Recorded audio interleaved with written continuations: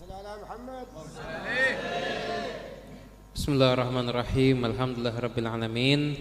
Allahumma shalli wa sallim ala sayyidina Muhammadin wa ala alihi wa sahbihi ajma'in. Amma ba'du. Nabi Muhammad sallallahu alaihi wasallam bersabda, as-sabru dhiya'un. Sabar itu adalah cahaya. Dalam kitab Jawahirul Lu'lu'iyah oleh musannif dikatakan, siapapun manusianya yang dia itu bersabar dalam sebuah taat sampai akhirnya dia bisa mengerjakan ketaatan, dia bersabar meninggalkan satu maksiat dan akhirnya benar-benar tidak dia kerjakan, maka Allah Subhanahu wa taala akan menambahkan cahaya dalam hatinya. Jadi semakin orang itu banyak bersabar, maka insya Allah semakin orang itu hatinya, hidupnya, pikirannya, semuanya itu akan terang, padang pikirannya insya Allah. Kalau orang itu bersabar. Nah, termasuk bersabar itu mau pengajian istiqomah hujan, tapi tetap berangkat. Ini namanya bersabar. Termasuk kita punya amalan rutin, ketika kita mau mengerjakan kemudian badan greges loh ya. Kalau sampai di opnam udzur syar'i namanya. Kalau greges itu namanya udzur malas. Berarti bukan termasuk udzur. Apapun juga yang kita lakukan dengan penuh kesabaran, maka itu semuanya akan menghasilkan cahaya di dalam hati kita masing-masing. Lah para ulama itu mereka di dalam hidupnya proses cari ilmunya mereka sabar. Menghadapi apapun juga mereka sabar. Dan di antara sabar itu ada istilah fasabrun jamil. Sabar yang cantik. Sabar yang cantik itu gimana?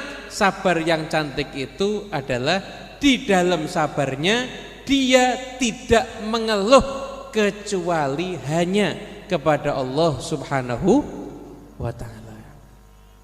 Dalam dunianya para wali. Dunia para wali berarti bukan dunia kita ya. Belum jadi dunia kita. Kita kan sudah jadi wali apa belum? Wali murid ya.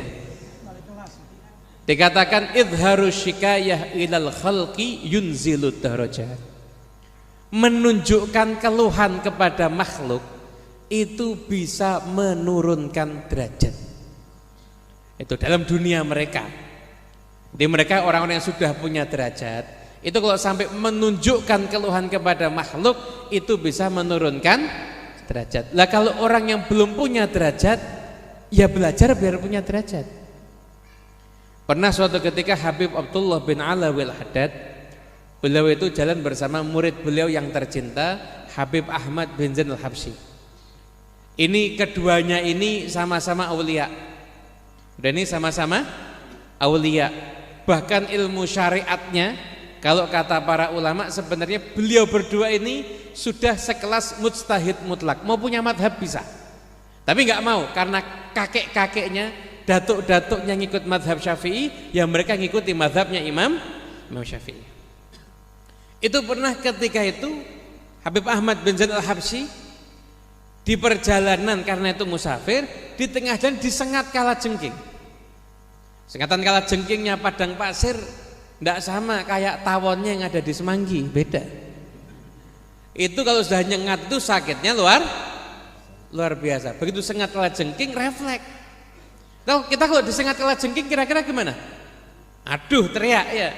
Ini muridnya sama refleks aduh teriak. Gurunya nanya, siapa yang teriak aduh? Ahmad bin Zain al-Habsyi. Panggil, kamu Ahmad bin Zain al-Habsyi.